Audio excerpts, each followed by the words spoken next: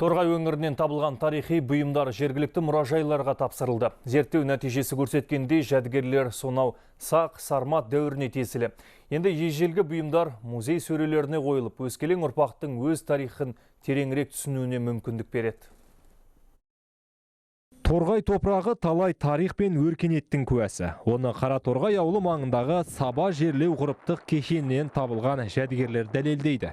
2017 жылы археологтар бұл маңнан қоладан құйылған 150 дана жебенің ұшы, қанжар, қыш ыдыстар және өзге де ірілі ұсақты заттар табады. Тыңғылықты зерттеу барысында жәдігерлер шамамен 2600 жыл бұрын қолданылды деген болжам жасалды. 2016 жылы бұл кісілер бізге сармат дәуірінен қалған жәдігерлерді тапсырған болатын. Ал бүгінгі тапсырып жатқан құнды жәдігерлер бұл сақ дәуірінен деп отыр. Тарихымызды тануда, өткенімізді білуде бұндай жәдігерлердің жалпы халық үшін маңызы зор деп есептеймін. Археолог Ақан Оңғарұлының айтуынша Торғай өңірі аз зерттелген аймаққа жатады. Сондықтан 2018 жылы қазба жұмыстарын қайта жалғастырған.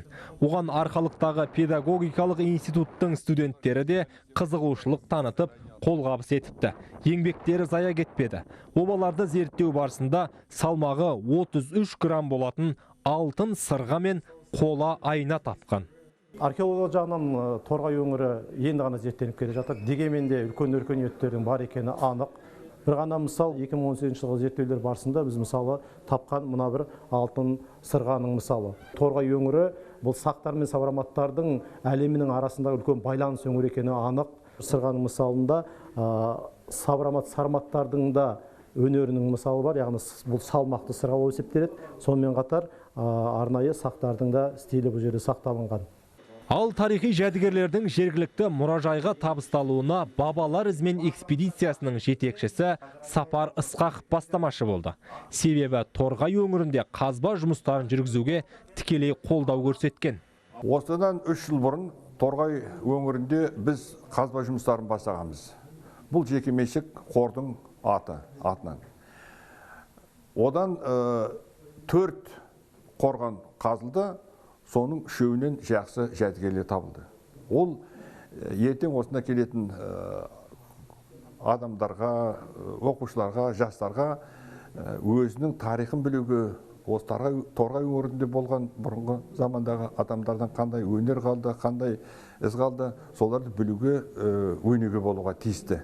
Өзінің тарихын білуге. Қазір енді мынау біздің президентіміз де айтып жатыр, ұлы даланың 7 қыры деп. Соның ішіндегі бір қыры ол біздің тарихымыз. Ол мәдениетіміз, тарихымыз, соны білу керек. Қараторғайды сапқозына жетпей, содан бір 5 километр жерде сармат дәуіріндегі обаны қаздырды. 2000-3000 жыл бұрын жасалған сырғаның қарап тұрсаңыз, Торғай елінде осы аймақта қаншалықты жаңағы біздің өнердің дамыған, мәдениеттің дамыған, өркениеттің дамығанын көрсететін жәдігер. Соны мұражайға тапсырып жатыр. Табылған жәдігерлерге қарағанда бұл жерге батыр немесе сол замандағы ықпалды адам жерленген. Бірақ қазба жұмыстары барысында адам сүйектері толық табылмады. Осыған қарап, археологтар обалар ертеректе тоналған болуы мүмкін деген болжам айтып отыр. Дегенмен Торғай өлкесін зерттеуді жандандыратын болса, ғылымға белгісіз талай тың дүние табылатынына сенімді.